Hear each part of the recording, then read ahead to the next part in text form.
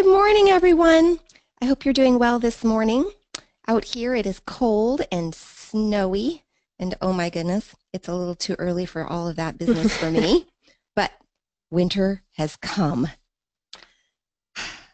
We've come too. So here we are this morning, and today we are talking about imagery. Now, before we get started, just want to see if there's any business that we need to take care of. Do y'all have any questions? How are you doing? First of all, can you check your technical side of things, everyone? Chat me in the chat box if you can, first of all, hear us loud and clear, and second of all, see our screen. If you can't follow the class notes, this class is going to be a little bit difficult. Poetry, you really do need to be able to see. Wonderful. Thank you, Sophie. How about the rest of you? Can you guys see? Yeah, Awesome. Matthew can see. Samantha can see. Thanks for the feedback, guys. Okay, good, good. Very good, Elise. Thank you. All right, Charlie is with us here today, too. Charlie, lean in over my shoulder and say hello. Hello. How's everyone doing this morning?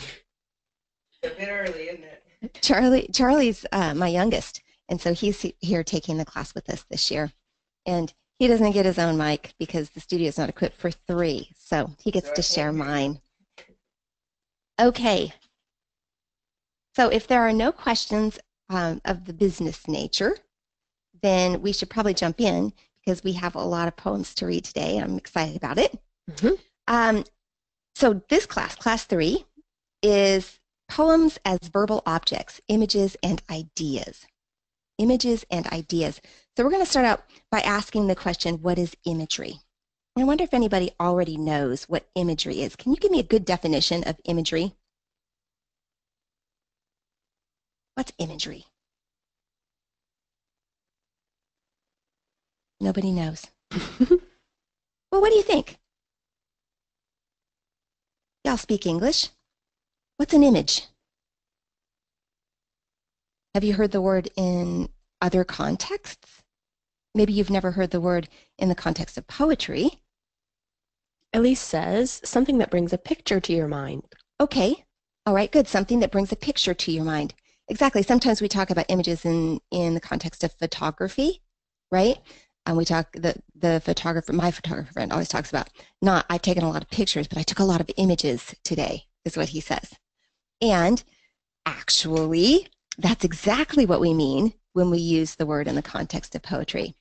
Imagery is like a living picture of whatever the thing that the poet's trying to represent happens to be.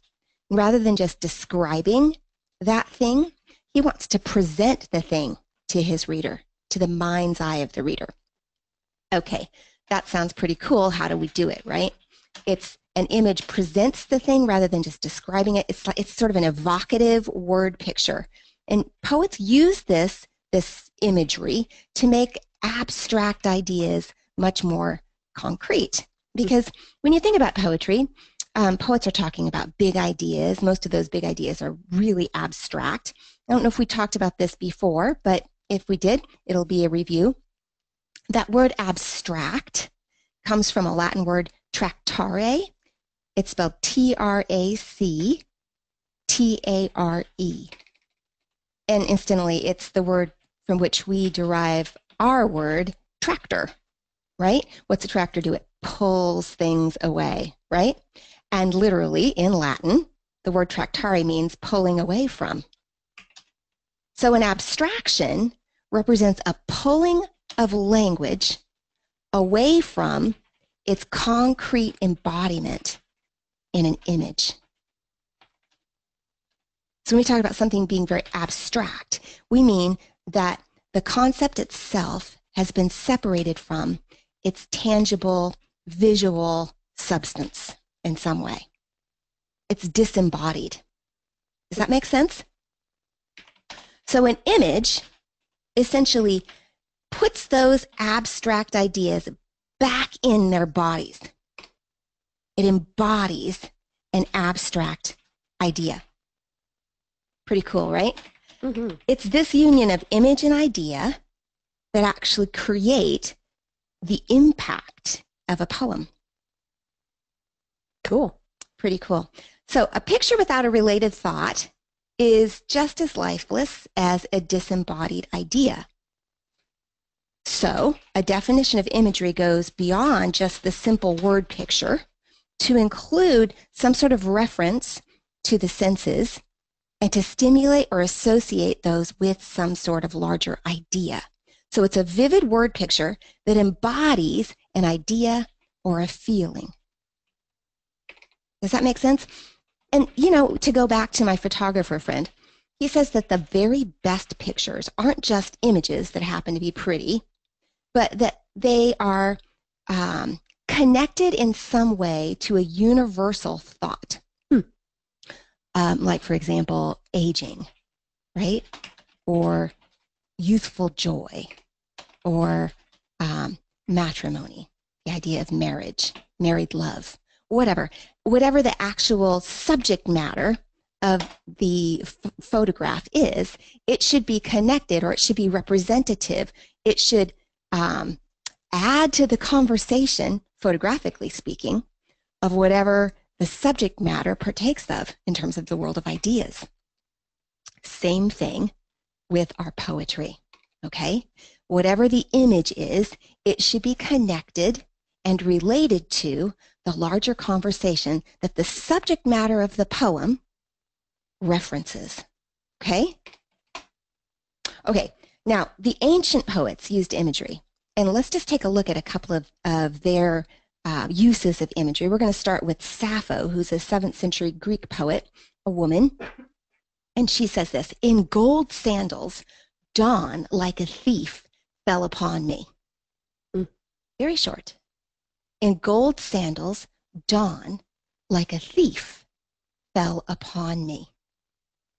What do you see here? Let's just talk about this for a minute. It won't take long. What's the picture that she presents to your mind's eye? And what kind of literary devices is she using in order to create that picture? And Charlie? Personification of dawn. That's exactly right. She's personifying dawn. And what is the effect of personifying dawn this way? What does she say about dawn? What does she call dawn? What does she liken dawn to? A thief. Yeah, good. Elise, that's right. She likens dawn to a thief that falls upon her, a thief who apparently wears golden sandals, which is extremely evocative, right?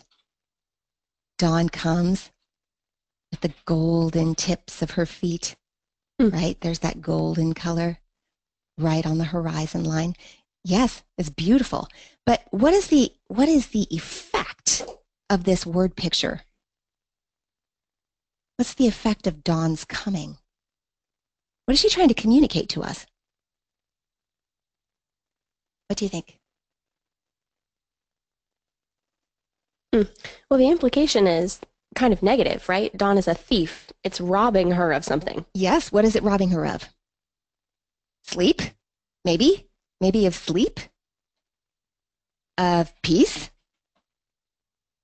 Dawn and the waking moment brings back to you all the things that sleep allows you to forget, right?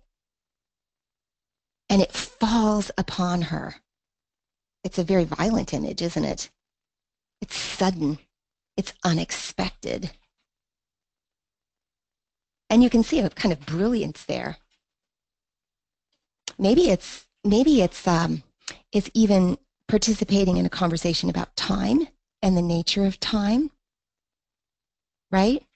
Dawn comes unexpectedly, robbing her of the sleep that she was enjoying, or the peace that she was enjoying, or the solitude that she was enjoying, in some sort of violent waking moment, drawing her into the moment. Okay, so you can see what I mean here. We're not just getting a pretty picture, but that picture is causing us to think deeply about the ideas that it's associated with. Here's a Japanese haiku poet. His name is Hokushi. He says this: "Experimenting, I hung the moon on various branches of the pine." Experimenting, I hung the moon on various branches of the pine. Can you see it? I woke up one morning not long after I first read this poem, and it was really dark. It was in the dark, dark winter. I looked out my window and I saw this poem out my window. Maybe you guys have seen it too. What is the image that's presented to our mind here? We've got this globe that is the moon hanging like a Christmas ornament, right? What do you mean hanging like a Christmas ornament, Mrs. A? What does he see? This poet. Charlie? He's got to be seeing the moon through a pine tree. And so from perspective-wise, it looks like it's hanging from it. Yeah. Like an ornament. Yes, that's exactly right. He's seeing the moon from a pine tree, or he's looking through the pine tree, and there's the Christmas ornament. There's the moon, like a Christmas ornament. And as he moves his head about, he can see it moves in various branches, right? Is it really moving? No, of course, it's not really moving, but his perspective changes. All right, what's this all about? Just a picture? What are we supposed to think about in relation to this? Japanese haiku always presents some sort of a natural image, right? So we've got this vision of the moon through the trees, yes. But what does it suggest? What's the point? This one's harder, isn't it? Getting different perspective, yes. Meditation on perspective, that's certainly true. And a meditation on the beauty of nature. It's basically about natural ornaments, suggesting the suspended nature of the moon, its beauty as a natural ornament, and our perspective. So haiku presents some sort of a natural imagery and gives us some sort of perspective on that image that we'd never had before. It helps us to see nature in a different way. Is haiku always a natural image? Mm-hmm. Real haiku is. Originally, that's what it was. Sometimes people use haiku differently and they just are looking at syllables and that sort of thing. But it's generally an image. It's a wonderful place to learn imagery, is in haiku poetry. Okay, so poetic images present a picture to the mind's eye rather than just describing it. I mean, Hokushi could have said, I looked out the window this morning and I saw the moon and it was in its full stage. I mean, it was bright and big and round and it was super shiny and it looked so pretty out there. And when I looked through the tree, it almost looked like it was hanging. But no, instead, he paints us a picture with his words so that we see it in our mind's eye. Imagery. Okay. Notice how they use really direct language. Really direct language. Dawn falls upon Sappho, right? And Hokushi hangs the moon. He hangs the moon. It's very direct. Sappho's poem engages sight and touch, right? Dawn like a thief fell upon me. We see Dawn in her golden sandals creeping up on Sappho. And touch, Dawn fell upon her. All right. And what about Hokushi's poem in terms of sensory language? Do we get any? Besides sight? We get the activity of hanging, right? Okay, less so in the second poem. All right, so let's observe some poems that utilize strong imagery and see if we can get a handle on this. The first one is Emily Dickinson's He Fumbles at Your Soul. So let's take a look at that. First, I'd like to just read it. Okay. He fumbles at your soul as players at the keys before they drop full music on. He stuns you by degrees, prepares your brittle nature for the ethereal blow by fainter hammers, further heard, then then so slow your breath has time to straighten, your brain to bubble cool, deals one imperial thunderbolt that scalps your naked soul. When winds take forests in their paws, the universe is still. A very interesting poem. Let's read it again. I want you to listen to it one more time. He fumbles at your soul as players at the keys before they drop full music on. He stuns you by degrees, prepares your brittle nature for the ethereal blow by fainter hammers further heard, then nearer, then so slow your breath has time to straighten, your brain to bubble cool, deals one imperial thunderbolt that scalps your naked soul. When winds take forests in their paws, the universe is still. Okay, let's see if we can use the Socratic dialogue for poetry in order to get a grip on what's going on here. What's the subject matter here? Maybe it's a little hard to start there. Let's start with who's speaking and to whom is he speaking. He fumbles at your soul as players at the keys. So we have to assume it's Dickinson, Charlie says, fumbling at your soul. Who else fumbles at your soul, right? All right. And what is the subject matter that we're presented with immediately in the first two lines?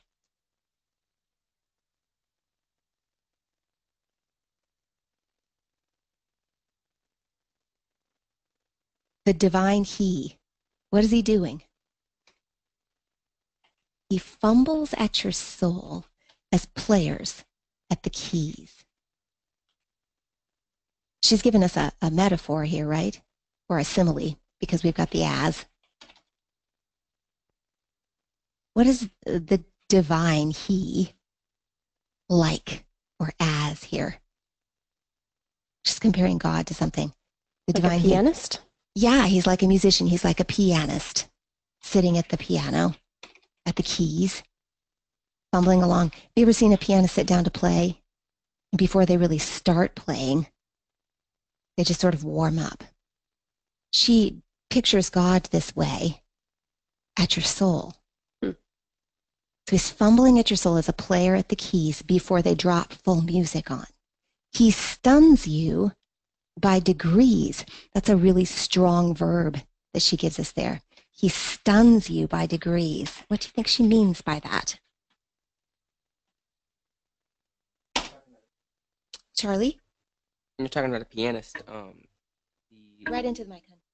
when you're talking about a pianist, the audience will get stunned as the piece goes on and on. They'll get more impressed because it'll come to a crescendo, and so Okay. getting stunned by degrees could be the longer it goes on, the more impressed you are. Yeah, I like that. Yeah, okay.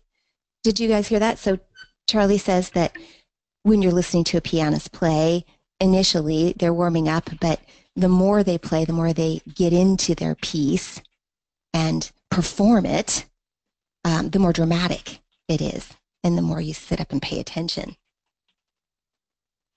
Okay? He works up in some way to a full revelation. Prepares your brittle nature for the ethereal blow. We get another metaphor here. What is she saying? What's being compared to what now? Prepares your brittle nature for the ethereal blow by fainter hammers further heard, then nearer, then so slow. It reminds me of that scene in the Bible. I can't remember which character it is in the Bible who can't look at God directly. Mm-hmm. Because even if he just looks at God's back, it's almost too much for him. Yeah, that's Moses. Is that Moses? Yeah. Yeah. You have Yeah, I to be think that's prepared exactly slowly right. because God is too big, Yes. too great to actually be perceived by the human mind. I think that's exactly what she's saying. She's suggesting that man's nature is brittle. It's almost like man's like glass. It's fragile in some way. And his nature has to be tempered, right? Before he can really handle a full revelation. Okay? And in this particular comparison, God's revelation, the revelation itself, is also being likened to a blow or a hit.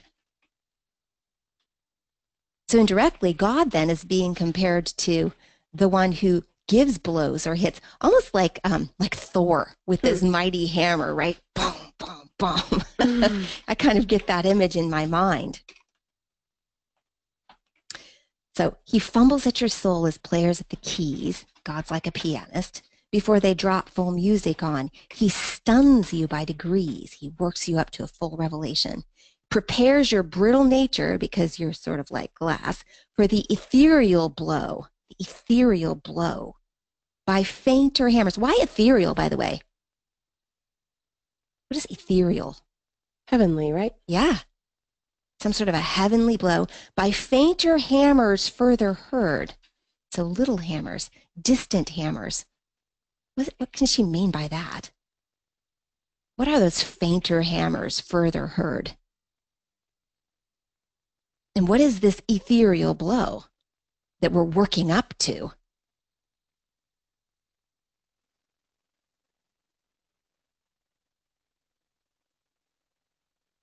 What do you guys think? Fainter hammers further heard. We get another comparison here. What she's doing is she's taking a metaphor and she's exploiting the metaphor all the way to the end. She's blowing it up, right? So that we get this concept of the revelation of God, the ethereal revelation, the heavenly revelation, that could essentially kill you, right? Because you're so brittle, so fragile. Your nature, your soul is so fragile that if God just dropped it on you, it would do you in. So she has to temper your soul and prepare, or God has to temper your soul and prepare it before he can provide that revelation, drop it on you.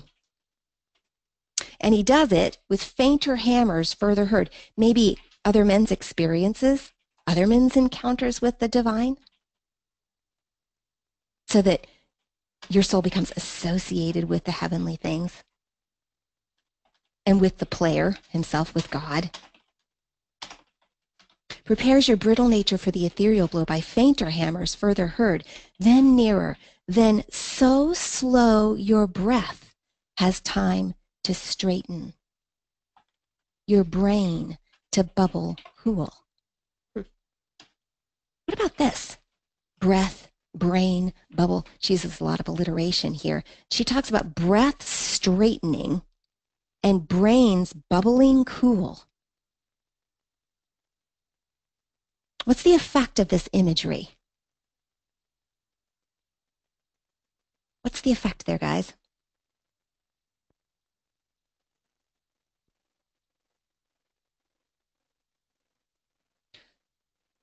What does she make you think of by using this kind of image?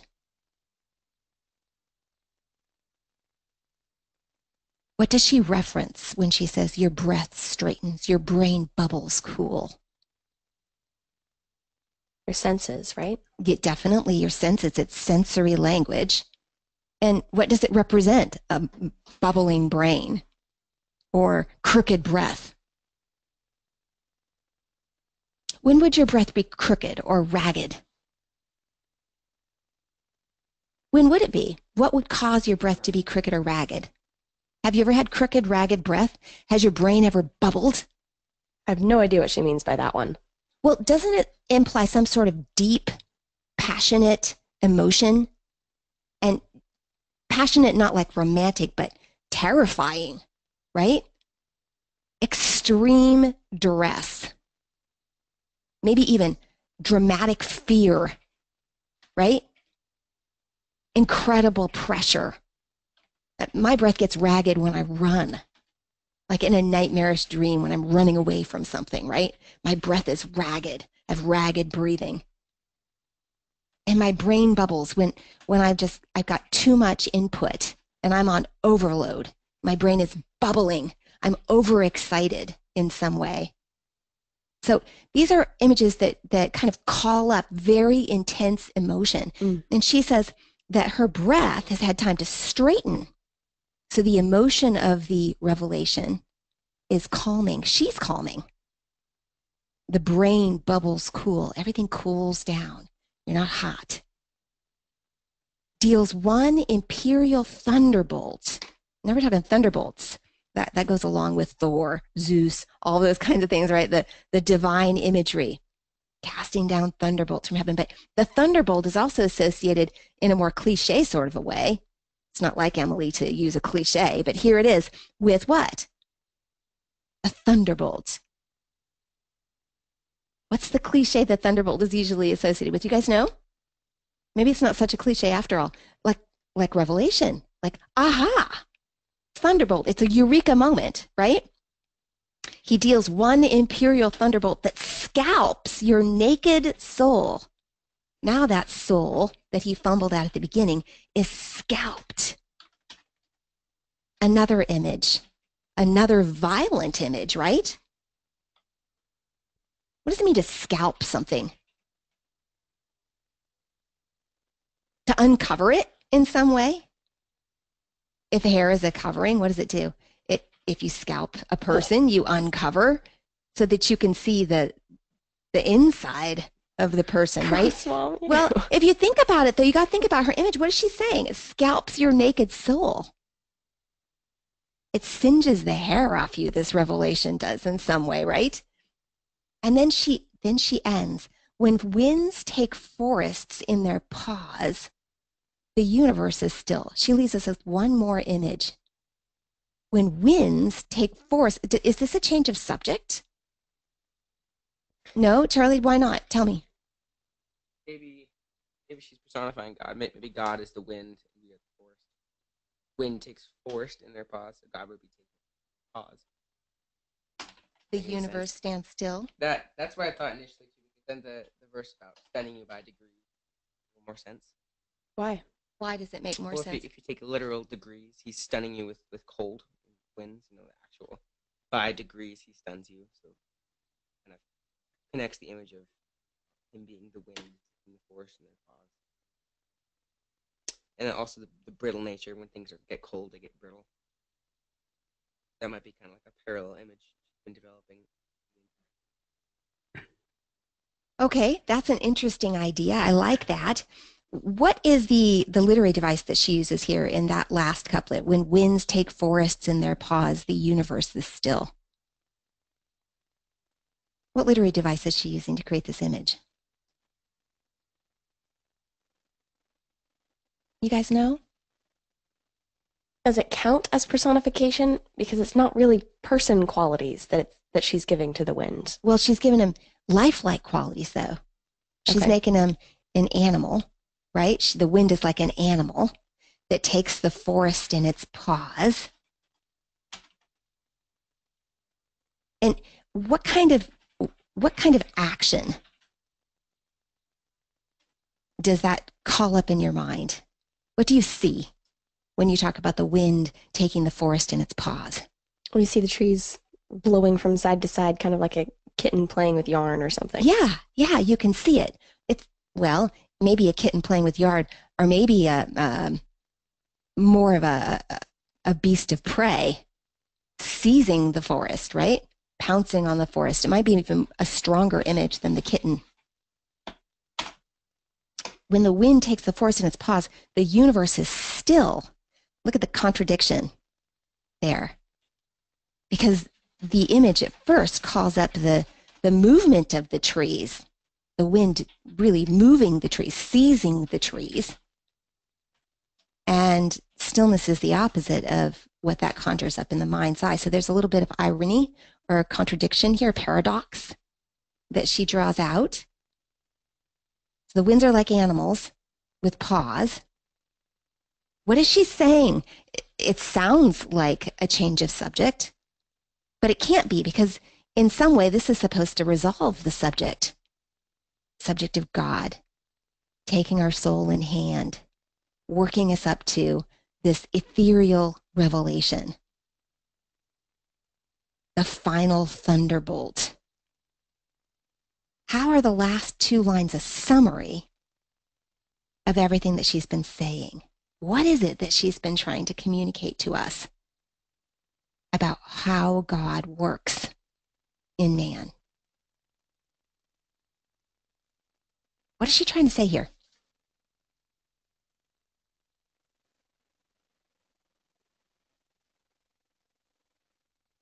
She uses paradox to talk about violent movement of the universe and stillness.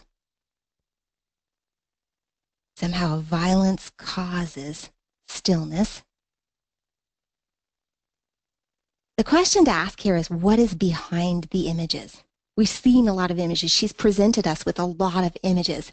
But what idea do the images themselves carry? What's the real subject matter here?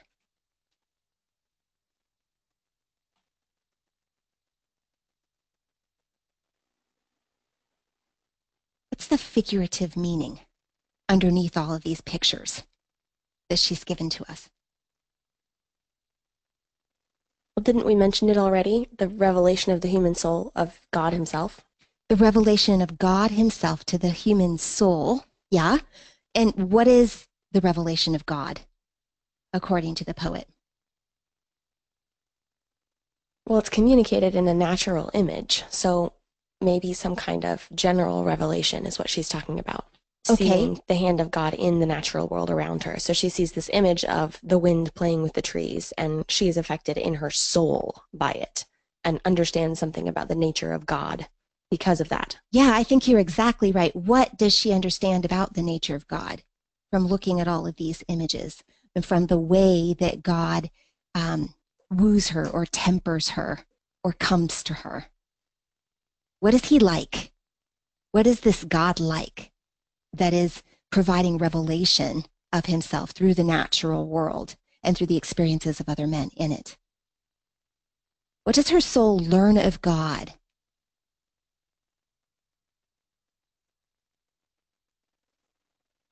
Who is he? What is he like? What do you think, guys? Can you see from the pictures that she's given you? He's a very powerful God. It's incredibly powerful. And also, very, what's the word? I'm not looking for wise. He's essentially skillful.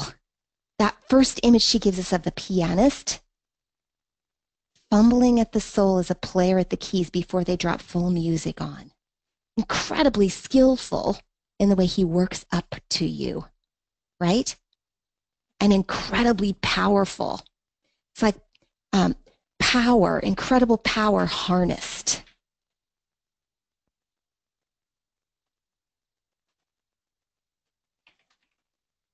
And she talks about that harnessed power, that restrained power, stilling creation through the revelation of himself.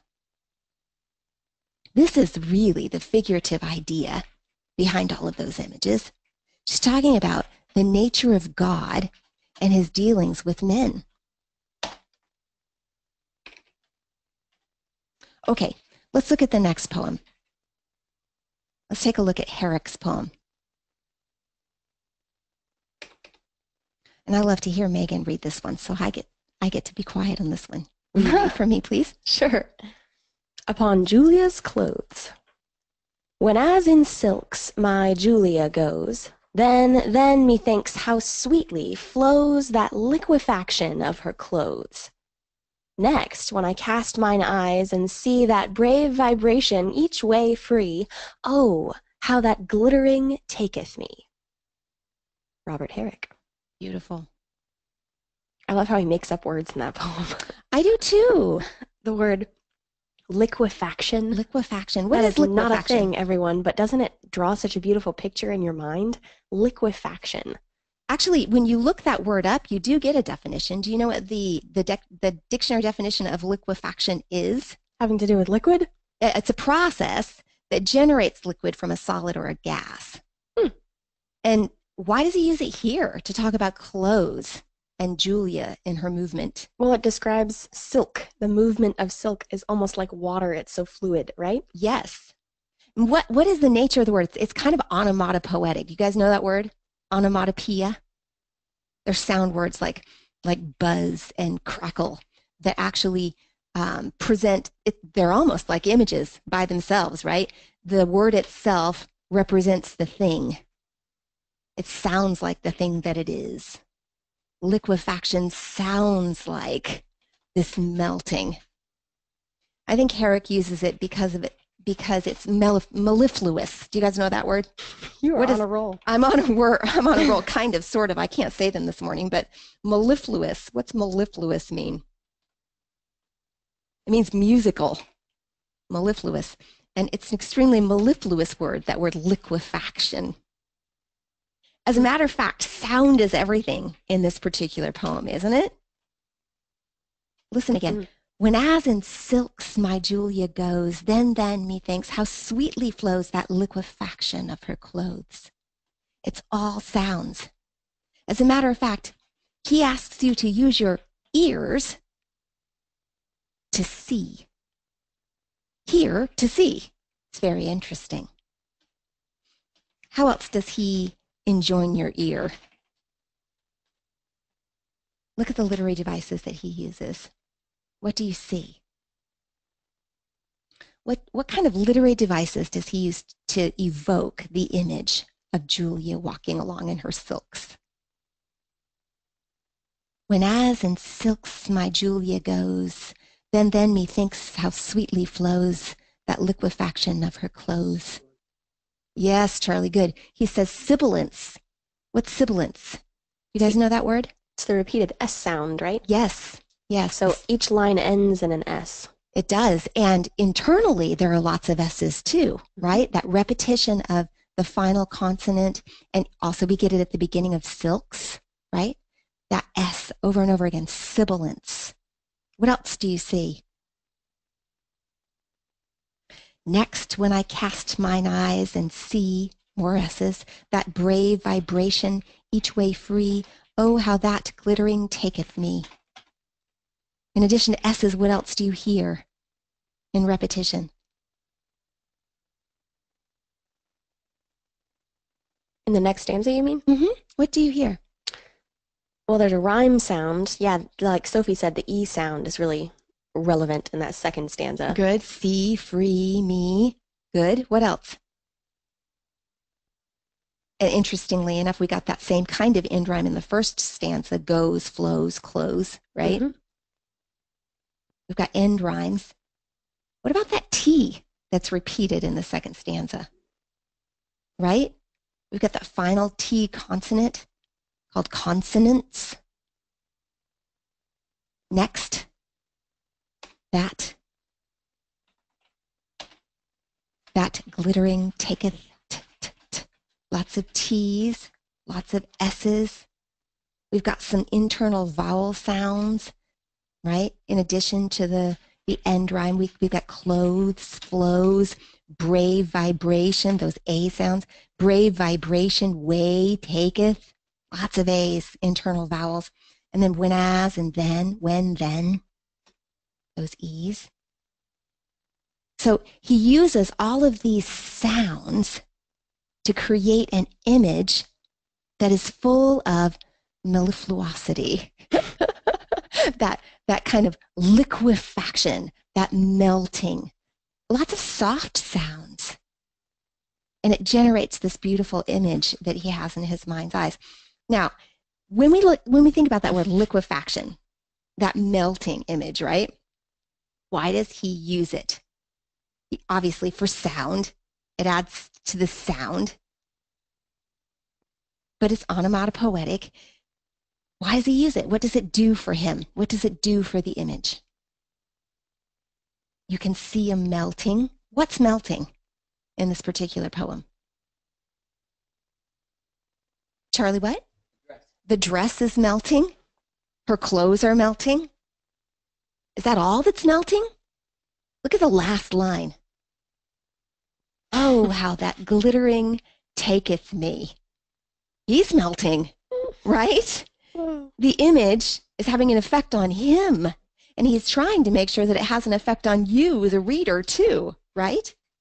It taketh him. The image is created to describe not just the woman and her movement, but the effect that the woman has, that her beauty has on a man. The image carries the idea of the response within it. Her beauty and her movement melts him. Okay.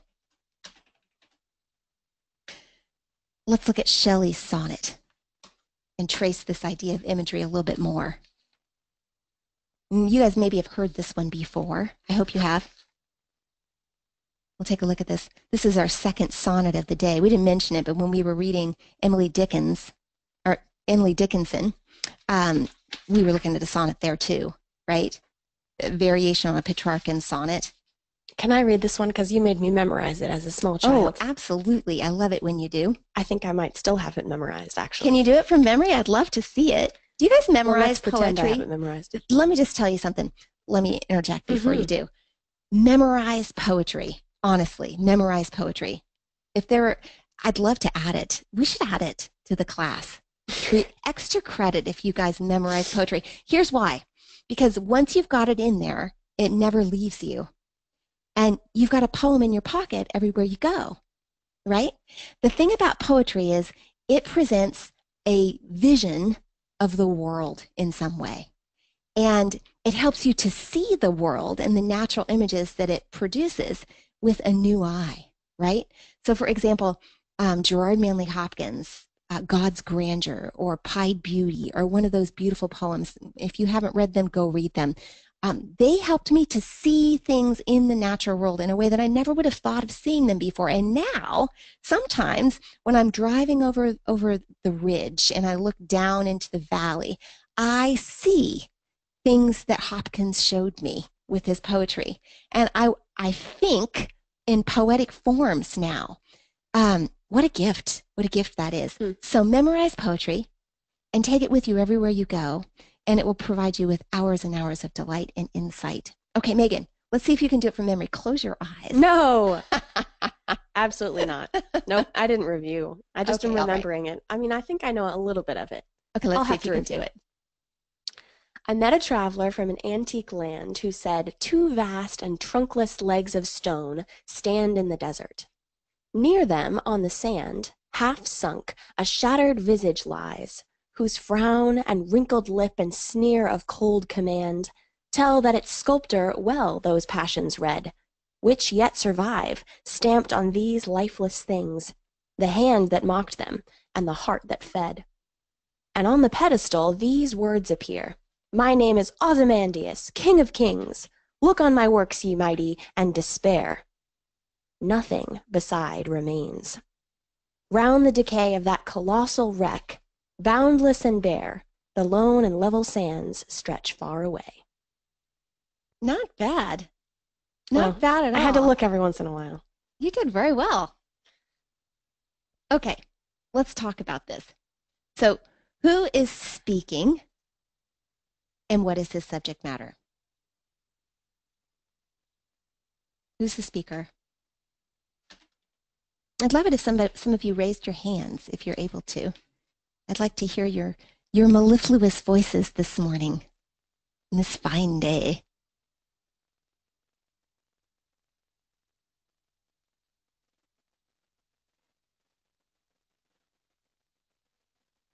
Sophie? Sophie, let's call on you. Go ahead. Hi. Hi, Sophie. Okay.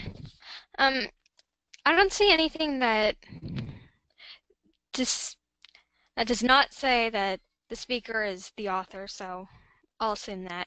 And Okay. Is there a listener? the author is the listener. Oh wait, no, sorry. The speaker is the traveler and the author appears to be the listener. Is the speaker the traveler? He says, I met a traveler from an antique land. So he's just relaying what this traveler said to you, right? And then when he begins, who said, and then there's a quote. Now it's the traveler who's speaking. He's reporting on what this traveler said, right? And what's the subject matter? What did the traveler say to him? Who was he? I think and what was his subject? I think the subject matter is a ruin of a statue that this traveler came across. Okay, good. And what's it like, this statue? Again, it's pretty much totally ruined. Mm-hmm. He describes it in pretty great detail. Yeah. We've got two vast, trunkless legs of stone. So it's broken in two. And it's standing in a desert. So there's nothing around it. And he says, near them on the sand, half sunk, a shattered visage lies. What's a visage? Do you know, Sophie? No. Look Okay. in the next couple of words there. A shattered visage with a Oh, frown. a face. Yeah, there good. you go. Exactly. You can tell by context. Shattered visage lies whose frown and wrinkled lip and sneer of cold command tell that its sculptor, well those passions read which yet survive, stamped on these lifeless things. So the sculptor who created this statue read the face of this man really well and preserved all of the passions that animated his features in the statue itself, right? Basically what he's saying there. The hand that mocked them and the heart that fed. The hand that mocked them would be whose hand? Probably the person represented by the statue. Are you sure? Look, let's read it again. Half sunk, a shattered visage lies, whose frown and wrinkled lip and sneer of cold command tell that its sculptor read those passions well which yet survive, stamped on these lifeless things. The hand that the mocked statue. Yeah, the sculptor, right? The sculptor's the one that mocked the features in the face that the traveler's viewing. So the hand that mocked them and the heart that fed them, that would be the actual person that is preserved in living form in this ruined statue. So both things have been preserved. And on the pedestal, these words appear. You guys know what a pedestal is, right? It's the little base of the statue. So the pedestal's still there. And here's what the pedestal says. My name is Ozymandias, King of Kings. Look on my works, ye mighty, and despair. Now, what did the author mean who actually had those words carved on that pedestal? What was the intention of those words when they were first carved? And Sophie, I'm picking on you. You're still on. Bless your heart. I think it. What did Ozymandias mean when he had those words carved? He meant it as a show of pride, like, look at my statue, my works, because... I mean, imagine him, the king. He's a king, obviously. He's King of Kings, he says. He was like mighty and powerful when he had this sitting done and this statue created. And he put it up in the center of his kingdom, right? In order to basically show his power and boast to all of his rivals about how powerful he was. Now, what's the effect of his words on the traveler who's viewing them, centuries later, in the midst of what? Where does he find the statue again, Sophie? In the middle of the desert. In the middle of the desert. My name is Ozymandias, King of Kings. Look on my works, ye mighty, and despair. What are they supposed to despair of? His power, right? His might. Yeah. What's the effect? Go ahead. It's sort of like a paradox. Mm. Is that the right word? Yeah. Why? Why is it a paradox? There's Very nothing ironic. there, but it says, look on my works, but there's nothing there since it's all crumbled away. So that word despair takes on a double meaning, right? Yeah. The author intended it to be one thing, but for the traveler viewing it centuries later, that word despair takes on new meaning. What does the traveler despair of?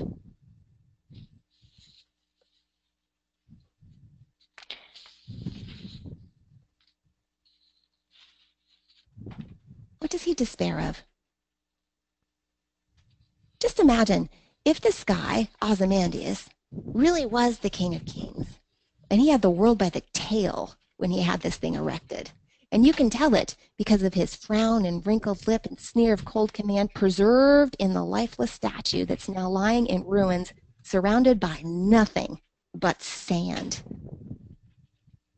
If the greatest king of that particular time came to this end, And how do you think it makes this small little traveler feel? What does that word despair imply for the traveler? What does he despair of?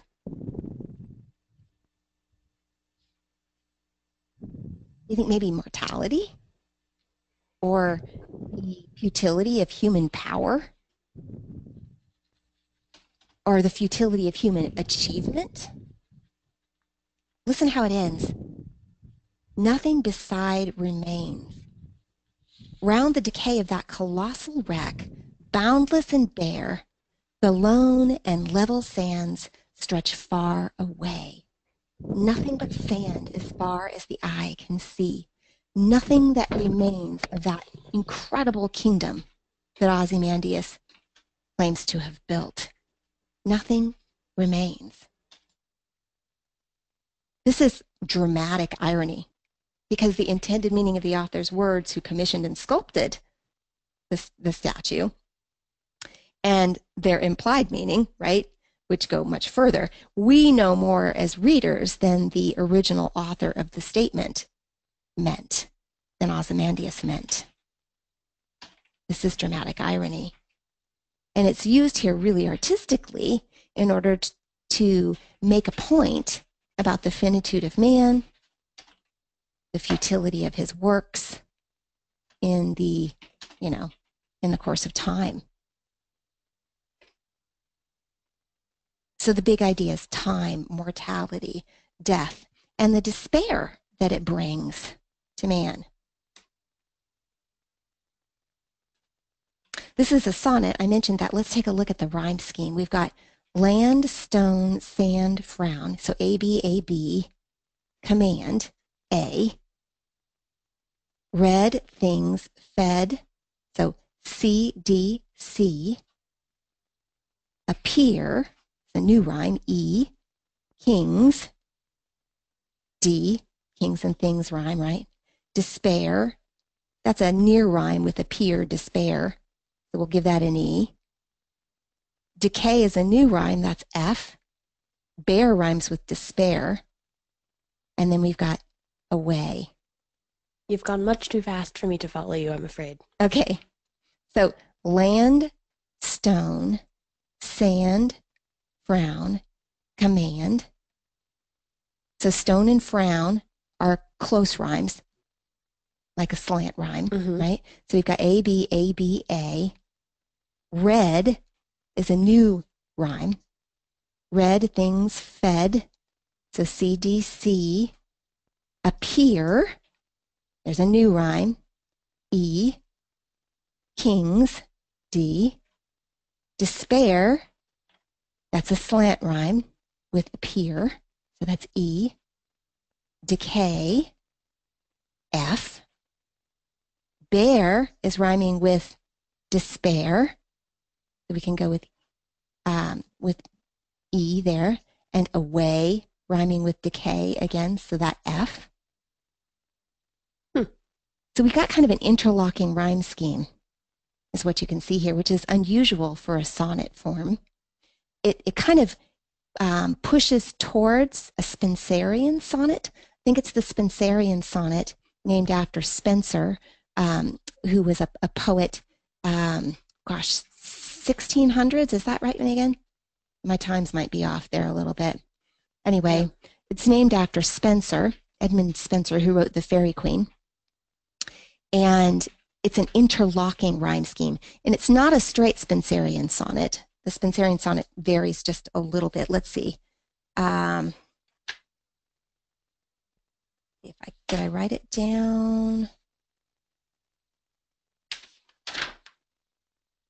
The Spenserian sonnet goes A, B, B, C, C, D, E, E, and ends with a little rhyming couplet. And it's not quite that, but we've got the interlocking quality of it that remains. So anyway, we've got 14 lines, and we've got the A, B, that's 4, 5, 6, 7, 8. Where does the break come? If we get in a sonnet a problem introduced and then some sort of a resolution offered, or an issue and then a deeper insight provided? What is the issue that's presented, and then where does the break come, or the turn is sometimes how people talk about it when they're talking about sonnets. Where's the turn come? I met a traveler from an antique land, and then we get the image of the broken statue, and we get the inscription on the pedestal. My name is Ozymandias, King of Kings. Listen to it. Listen to the meter. I met a traveler from an antique land. Da dun da dun da dun da dun da dun. It's an iambic pentameter, right? Da dun da dun dun dun dun dun dun. 5 feet in the unstressed stressed foot, which is an iamb. So it's iambic pentameter. And it's very regular throughout the poem. Listen, I met a traveler from an antique land who said 2 vast and trunkless legs of stone stand in the desert near them on the sand, half sunk, a shattered visage lies, whose frown and wrinkled lip and sneer of cold command. You get the idea, right? It's very regular. Now listen, where's the break? Tell that its sculptor well those passions read, which yet survive stamped on these lifeless things, the hand that mocked them and the heart that fed. And on the pedestal these words appear, my name is Ozymandias, King of Kings. Look on my works, ye mighty, and despair. Nothing beside remains. Nothing beside remains. Not nothing beside remains round the decay. No, nothing beside remains. There's a break there, even in the rhythm. Round the decay of that colossal wreck, boundless and bare, the lone and level sands stretch far away. You can even hear the break, the turn, the deeper insight. It's like he's saying, pay attention, here it is. I'm going to give you my deeper insight. Okay? All right.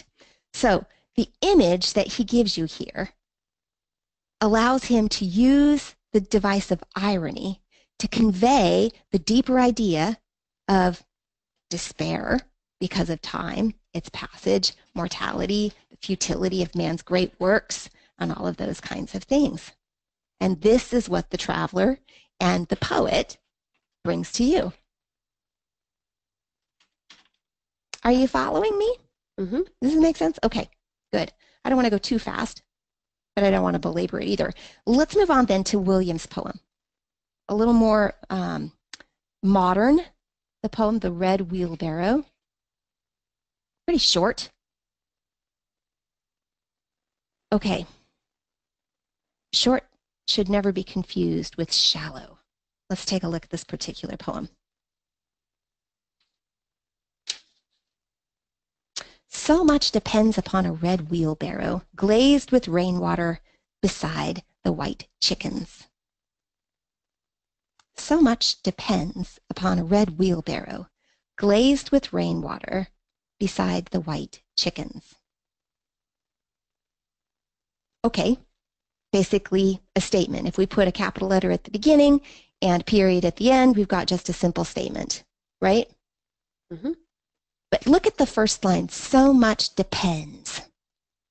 So much depends. It kind of begs the question, doesn't it? What question does it beg?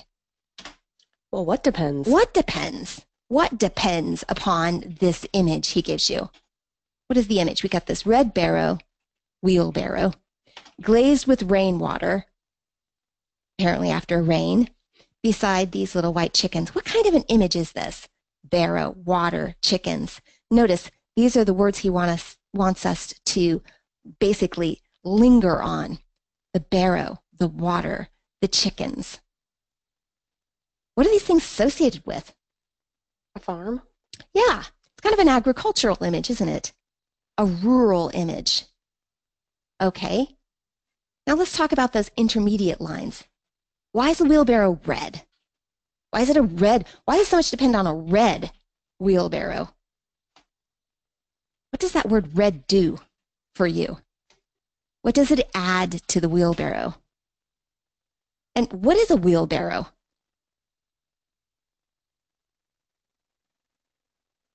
What's a wheelbarrow? What do you use a wheelbarrow for? You guys probably have one in your garage. What is it? What's it for?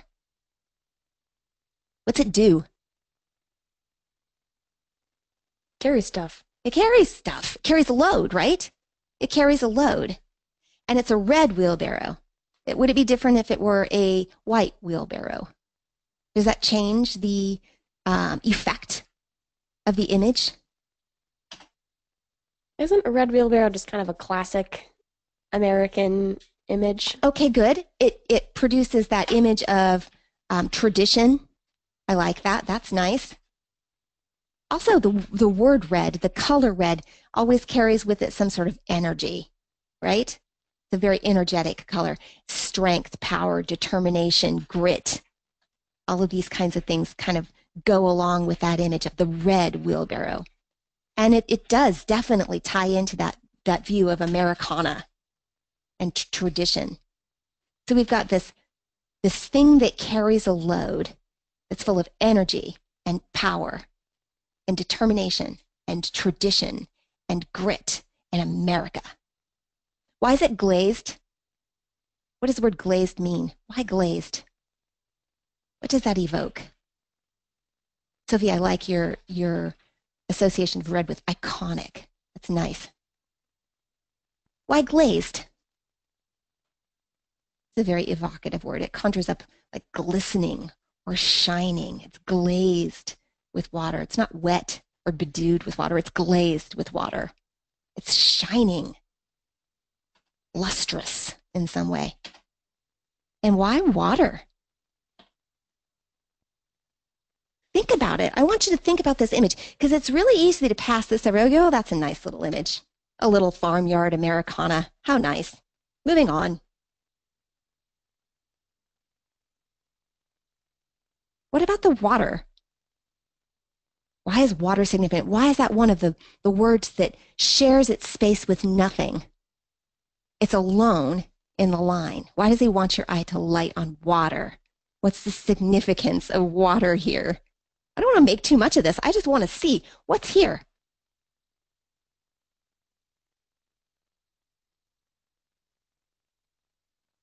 So much depends upon a barrow glazed with water and these chickens. Water, why water? It's necessary for growth. And if we're talking about agriculture, then we're talking about it really being necessary, right? No water, no farm. Sophie and Samantha both say that it's connected to life. You have to have it to Yes. survive. Yes, vital. It's vital. So much depends upon a red wheelbarrow glazed with rainwater beside the white chickens. Okay, we already talked about this being a rural or an agricultural, a farming image. So the chickens certainly tie in with that. Why white? Red was significant. Is the white significant?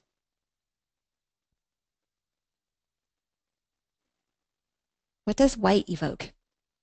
Clean. Okay, good. Clean. Maybe purity. Some sort of goodness. Honesty, maybe. Some sort of honesty.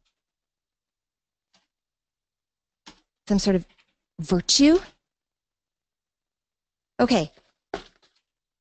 Now that we've understood the words and we've kind of eked out the depth of their potential meaning here, let's read it again. So much depends upon a red wheelbarrow glazed with rainwater beside the white chickens. He's given you this image. What does it carry? What is it connected to? What's the figurative meaning underlying this powerful image? What's it really about?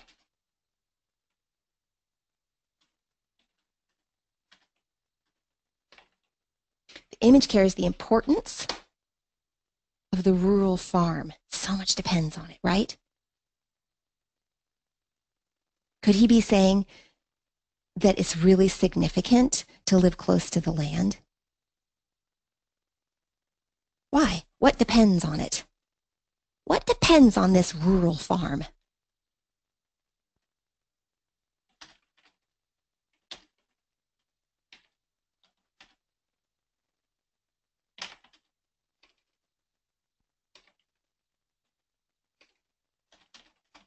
Notice how it's connected to energy, strength, power, determination, purity, honesty, goodness. For whom?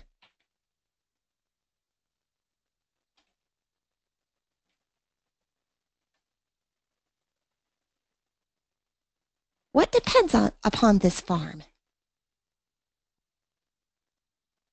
Who depends on this farm? Is this a pleasant image? Is it benign? Or does it have some sort of darker underbelly? I mean, we think of iconic, we've been talking about tradition and Americana. Those are usually really bright, like Mom and Apple Pie and Chevrolet, you know, baseball. They're kind of hearty images. Is that all? Is there something else? Or is there some gravity in this too? What depends on this image? Think. He wants you to think.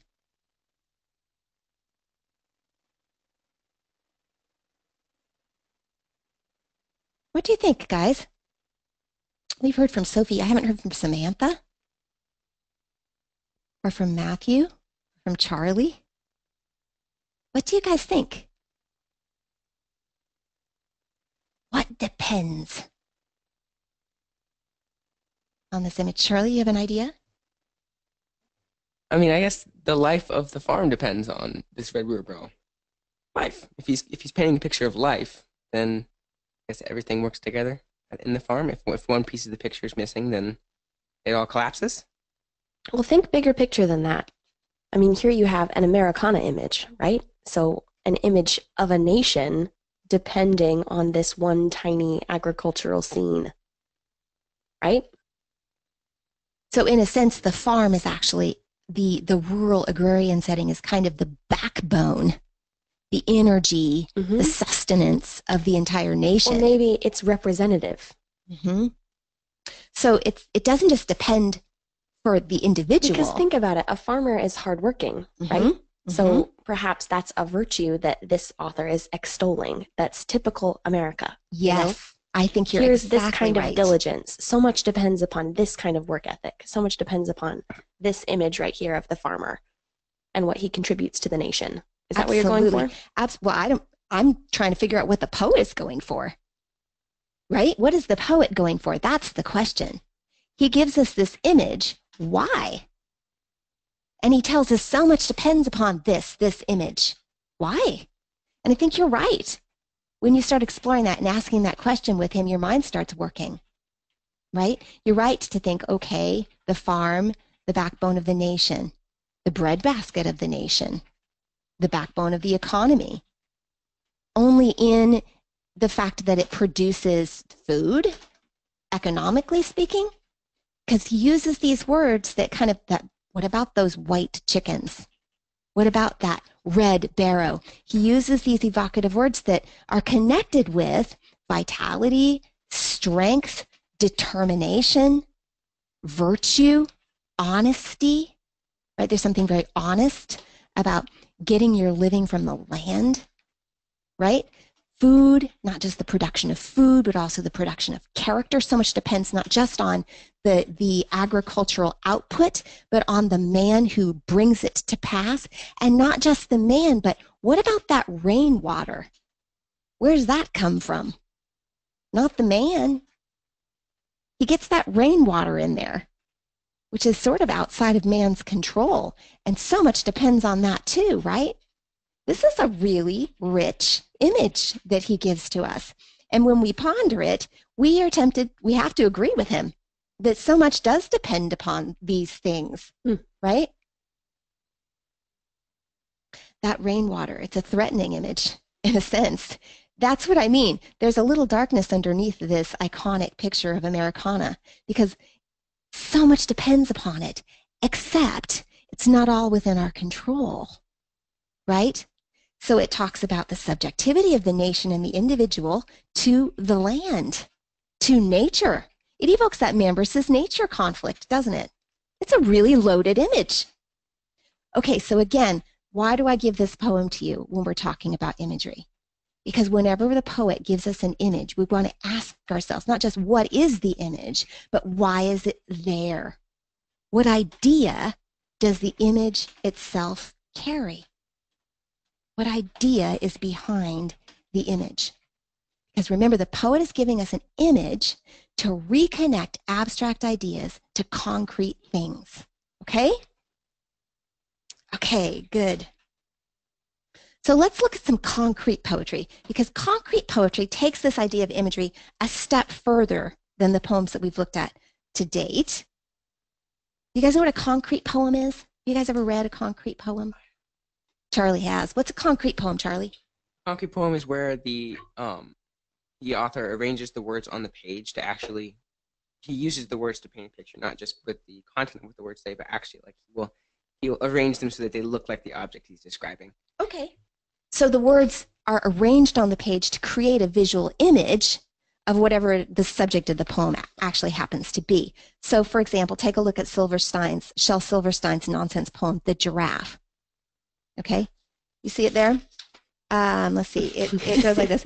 Please do not make fun of me, and please don't laugh. It isn't easy to write a poem on the neck of a running giraffe.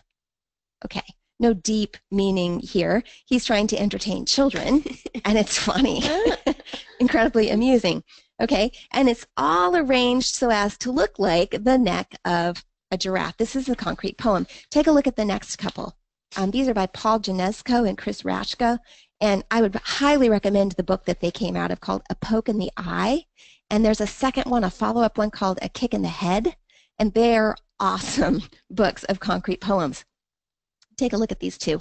This one is called, let's see, A Seeing Poem, and it says this: a seeing poem happens when words take a shape that helps them to turn on a light in someone's mind. And notice that he's arranged those words so as to create the shape of a light bulb. Very cool. A seeing poem happens when words take a shape that helps them to turn on a light in someone's mind. I think that's a very good definition of imagery. Okay, and take a look at the next one. We get merging traffic. Look what he's done. He's merged the words together so as to create the concept visually that it signifies linguistically. Merging traffic. Another concrete poem. So you get the idea. That's what a concrete poem is. Let's take a look at some more complicated concrete poetry, because it's not just something for children. George Herbert, who was a 17th century poet, used concrete poem throughout this chapbook. You guys know what a chapbook is? It's a collection of poetry organized around a single kind of a theme or idea, generally speaking, a concept book of poetry. And George Herbert wrote a concept book of poetry, a chapbook called The Temple.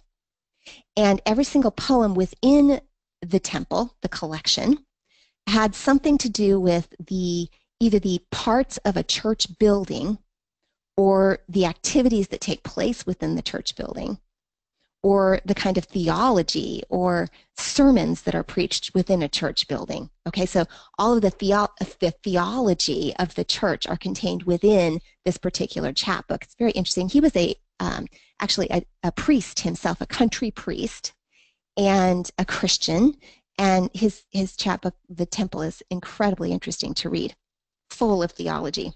Beautiful poetry. Let's take a look at one of them. I think I have two here. But we'll start with the altar.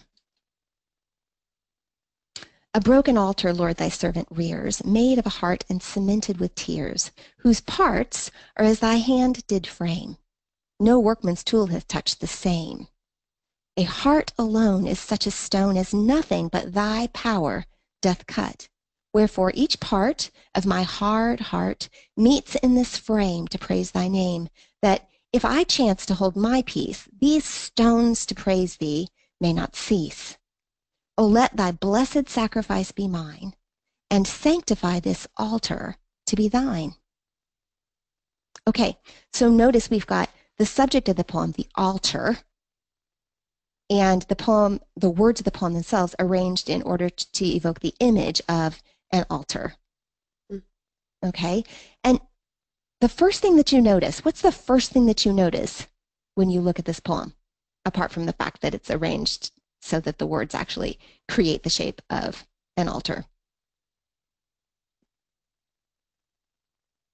Yeah, Charlie, that's right. He says there are a couple of words arranged that are all caps. So if you were to put those one on top of the next, we get altar, a heart, sacrifice, altar.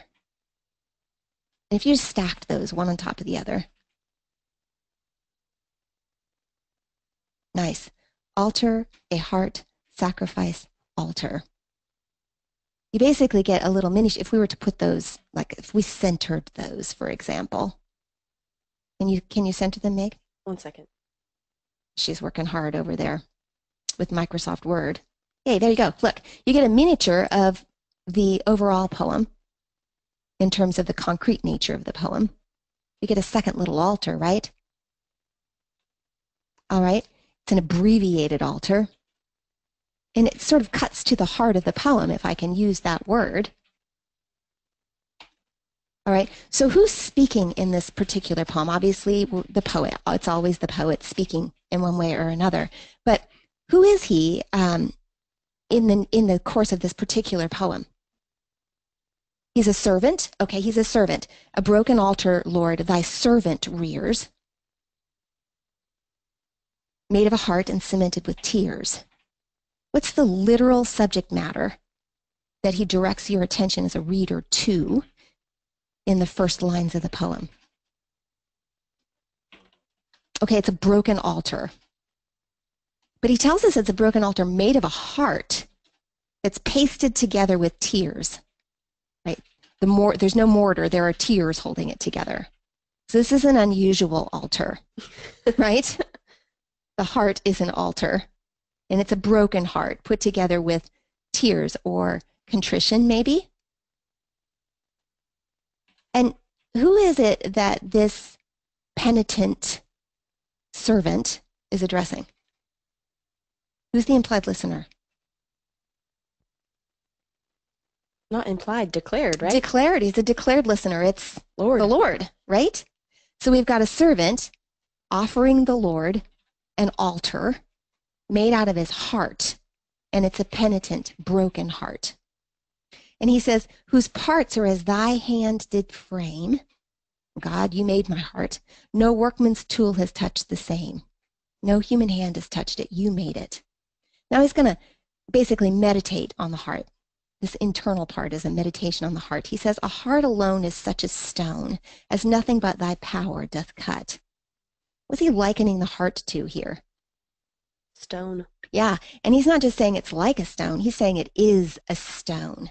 It's a metaphor, right? A heart alone is such a stone, as nothing but thy power doth cut. Why does he liken the heart to the stone here?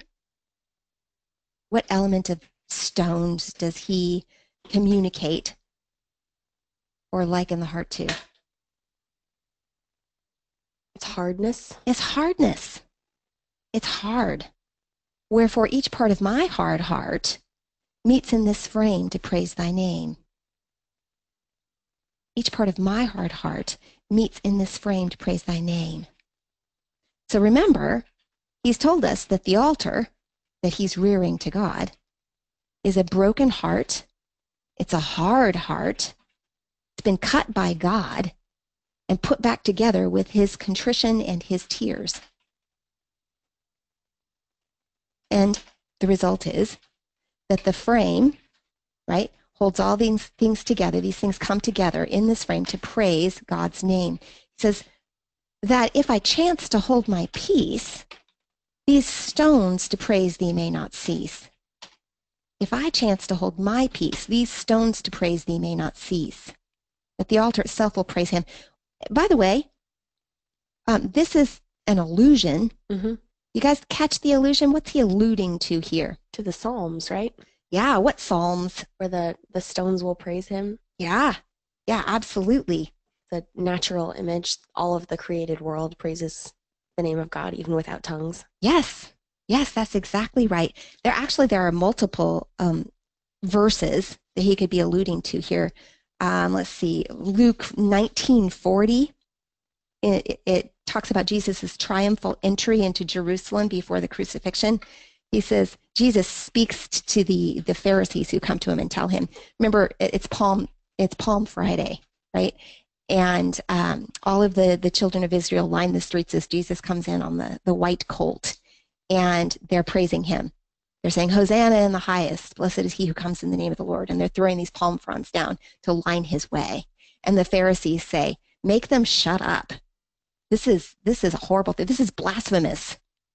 They're saying that you come in the name of the Lord. They're worshiping you like you're a God. Make them quit. And what does Jesus say? Well, Luke 19:40, he says, I tell you, if these become silent, the stones will cry out. Right? And I think it's Psalm 96:11, Megan, that you were referencing, which personifies creation singing the praises of God. And also 1 Peter 2:5 talks about the human being as a living stone built up as a spiritual house for God. A living stone. We are living stones. So, he would have known all of these verses being a country priest and a Christian. And he alludes to them here when he talks about his hard heart meeting in this altar-like frame to praise God's name, so that if he holds his peace, the very stones will praise him. And he ends with this little couplet, oh, let thy blessed sacrifice be mine, and sanctify this altar to be thine. Okay, what's he doing here? He's exploiting the metaphor that he's erected. What's the metaphor? It's a very simple metaphor. Look at the abbreviated concrete poem. Altar, a heart. Altar, a heart. What's the abbreviated metaphor here? It's pretty straightforward. My heart is an altar for God. Now he's going to explode that metaphor. He's going to extend it. What's an altar for? What do you do on an altar? Right? You make a sacrifice to a god. You make a sacrifice to a god. Now, so far, all we've got is that the altar itself, made out of his broken heart, right, his hard heart, is kind of his sacrifice. But here at the end, he turns the table, if you'll let me use that word, and he says, let your sacrifice be mine. That is, make a sacrifice on this altar that is my heart. What is the sacrifice that God makes?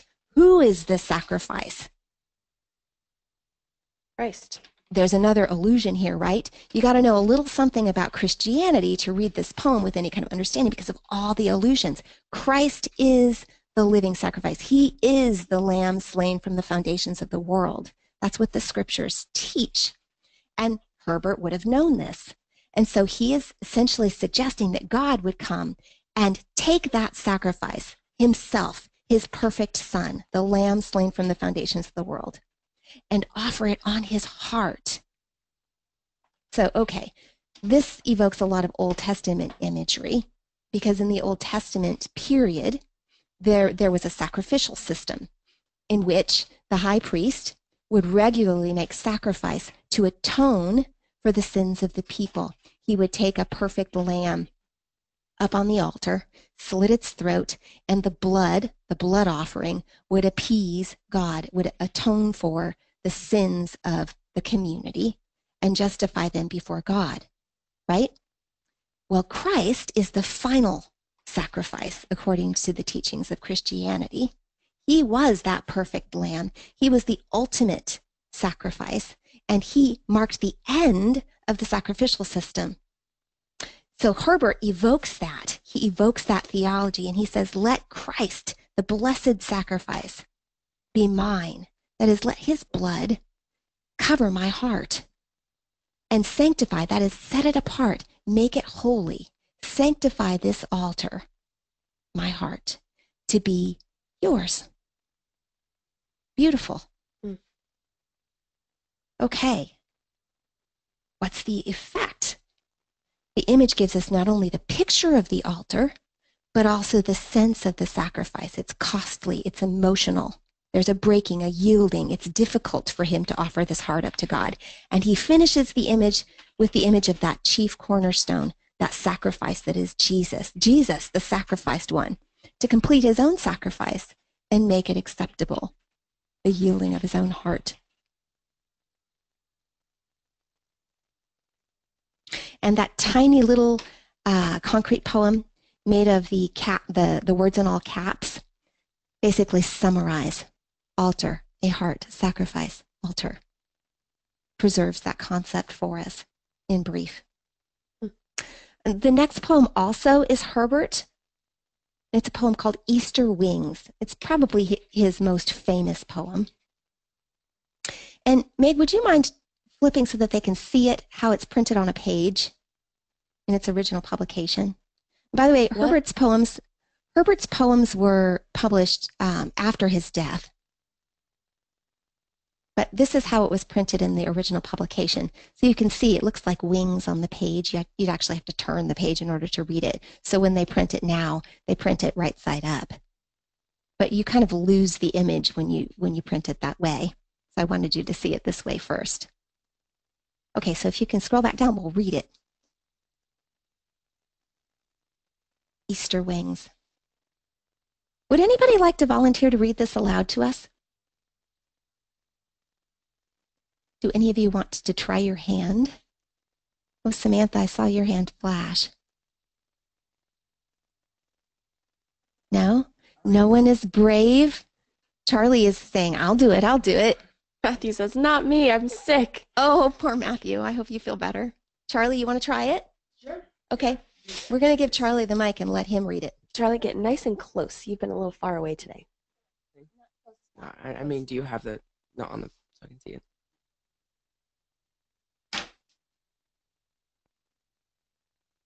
Sweet. Okay, Easter Wings. Lord, who createst man in wealth and store, though foolishly he lost the same, decaying more and more, till he became most poor. With thee, O let me rise as larks harmoniously, and sing this day thy victories. Then shall the fall further the flight in me. My tender age and sorrow did begin, and still with sicknesses and shame. Thou didst so punish sin, that I became most thine. Then, with thee let me combine, and feel thy victory. For if I imp my wing on thine, affliction shall advance the flight in me.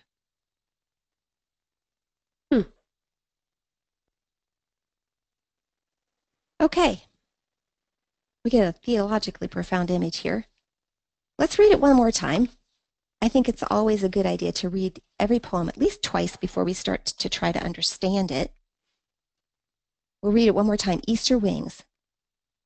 Lord, who createst man in wealth and store, though foolishly he lost the same, decaying more and more till he became most poor. With thee, O let me rise as larks harmoniously, and sing this day thy victories. Then shall the fall further the flight in me. My tender age and sorrow did begin, and still with sicknesses and shame.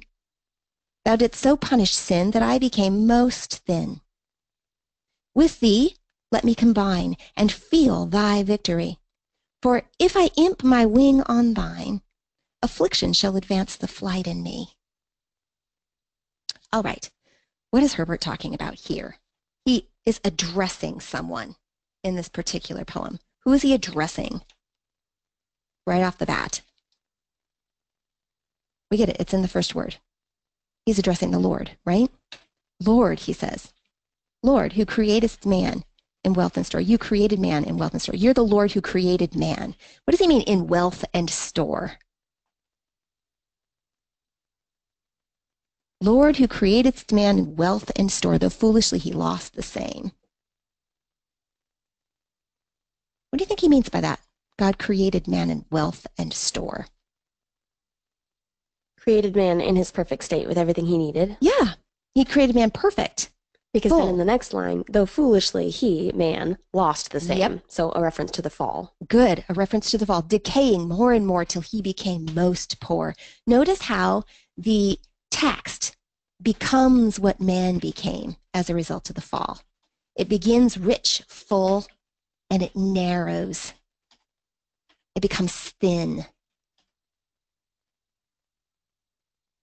With thee, O let me rise as larks harmoniously and sing this day thy victories.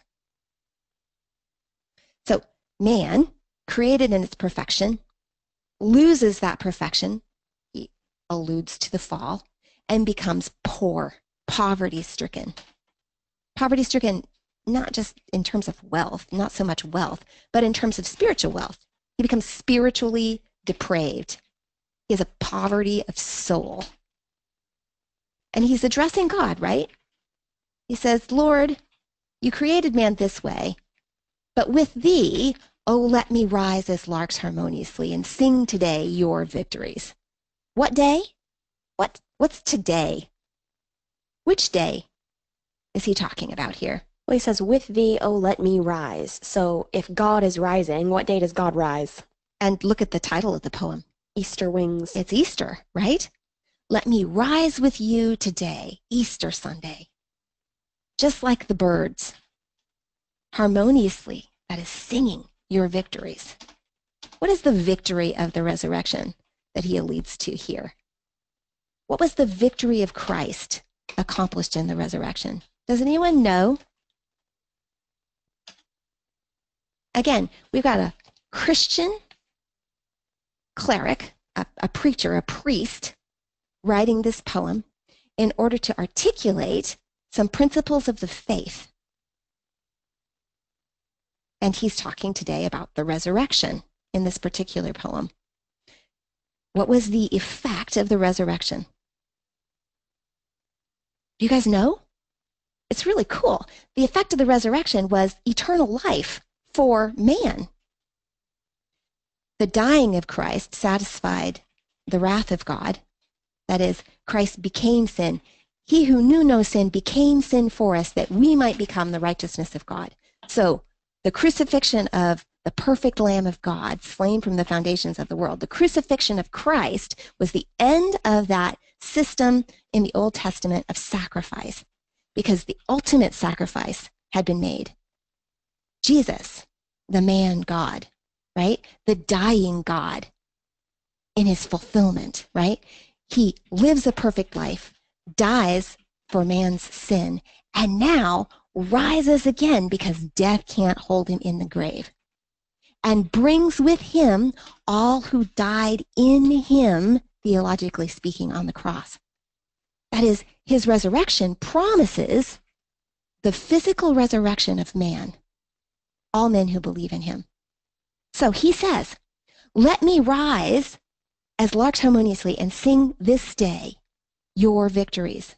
Then shall the fall further the flight in me. Okay, he's playing with words here, right?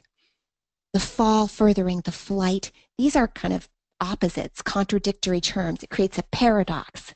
And when he says fall, he's not just talking in terms of the fall from great heights. He's talking about the fall of man furthering the flight in him. How could the fall of man further the flight of man? That is, help him to ascend to great heights. This is an allusion to another doctrine that was actually Augustine's idea, called the fortunate fall. The fortunate fall. And Augustine, who was like a 4th century bishop, an early Christian bishop, said this, that the fall of man was not God's plan B. It was his plan A. Because it made man very familiar with the fact that he himself was not a God, but that he desperately needed one, that he desperately needed God himself. That is, that the fall gave Christ to man and put man in proper relationship to God by making him dependent on God, never to be independent again. That's interesting for 21st century American, because the 21st century American takes that word independence and sees it as his birthright, as the ultimate good, independence, right? But independence from God, in Christianity, we say that's not a good thing. Dependence on God is the ultimate good, knowledge of God, is the ultimate good, life with God, the ultimate good. And Herbert is talking about this. Now look at stanza 2. My tender age in sorrow did begin, and still with sicknesses and shame thou didst so punish sin that I became most thin. Now, he's taken this, we've gone from a general theological, historical fact, the fall of man, and now we're talking individual, right? He's personalizing it. Now he's not talking about all men's fall. He's talking about his own fall. He began his tender age, that is, he began his youth in sin. And still with sicknesses and shame you did so punish sin. God punished his sin. And as a result, he became poor. Notice again the image, the concrete image, the thinning, the narrowing of the text. Still addressing God. With you, he says, let me combine and feel thy victory. Let me be in you, he says. Let me combine with you and feel your victory. Victory over what? Remember, victory over death. Okay, and we get this final couplet where everything resolves. For if I imp my wing on thine, affliction shall advance the flight in me. Okay, we got to understand a little falconry here in order to understand this image. What does it mean to imp a wing? Did anybody look it up? What does it mean to imp a wing?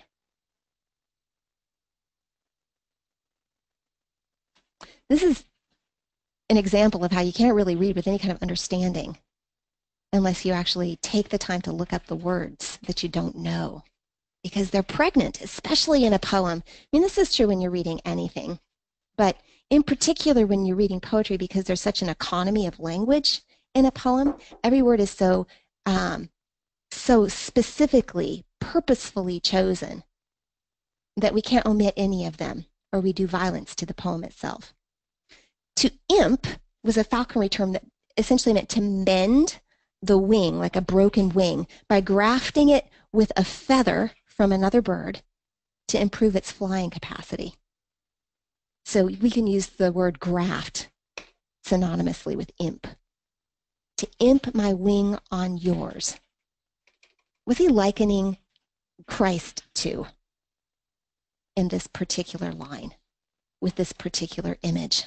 If I imp my wing on yours, he says Christ has a wing, so he's like a what? Bird. He's like a bird. Christ is like a bird. If I imp my wing on yours, affliction shall advance the flight in me. They're both like birds. He's like a bird with a broken wing. Christ's the bird with strong wings. He wants to fix or to mend his broken wings so that he can fly with Christ.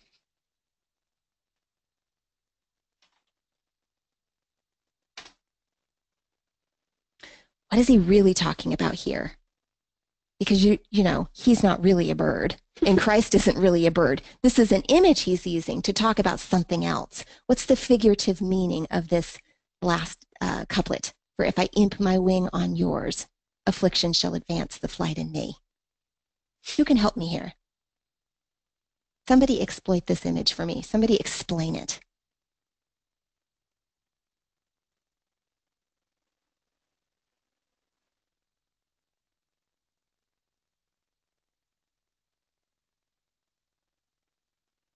Well, it's an image of Christ's strength and man's weakness. It right? is. So it's man crying out to help, admitting that he is dependent on Christ's sacrifice. Yes. And that's not a negative thing. That he shares in, I mean, that word affliction calls to mind Christ's suffering on the cross, right? Right. And it almost likens the poet to Christ. They're both suffering in some ways, but he sees the example of Christ, that this affliction causes further flight, that there's hope even in the suffering. Whose affliction advances the flight in him? Probably Christ's. Christ's affliction advances the flight in him. If I imp my wing on yours, affliction shall advance the flight in me. Whose affliction? Christ's affliction. What day are we talking about here again? Easter.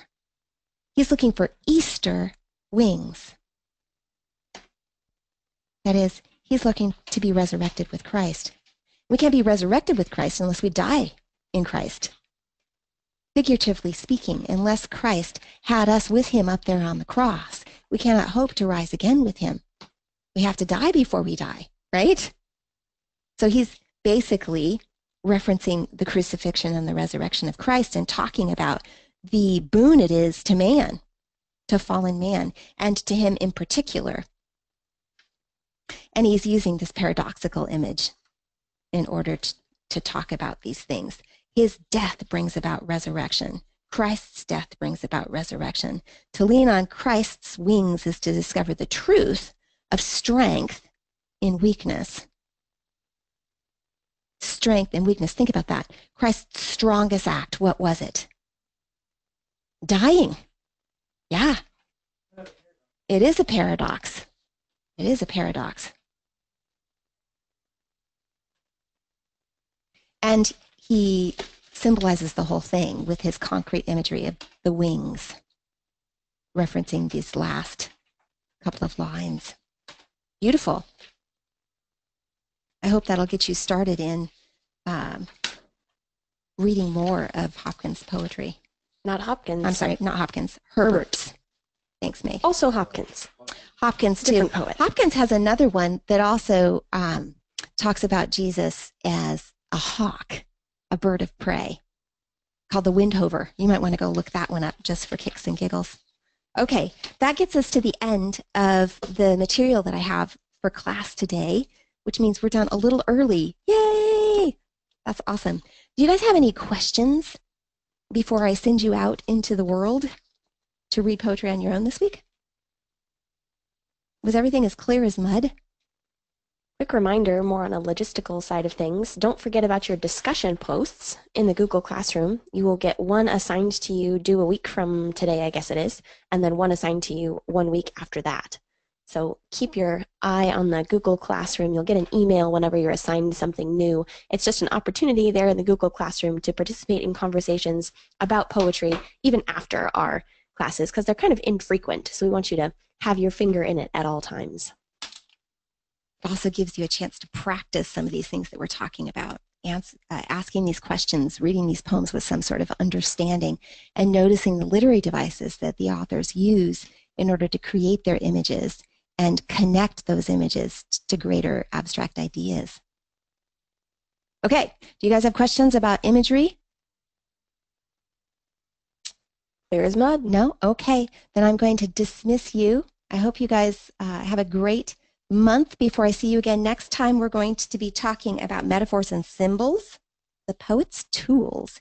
And there are a list of poems for you on the website that you need to read before next time. And I hope that as you read them, you'll spend a minute and ask the questions that we've been teaching you to ask so that you can come and make some contributions to our conversation. And until then, happy reading. Happy reading, everybody.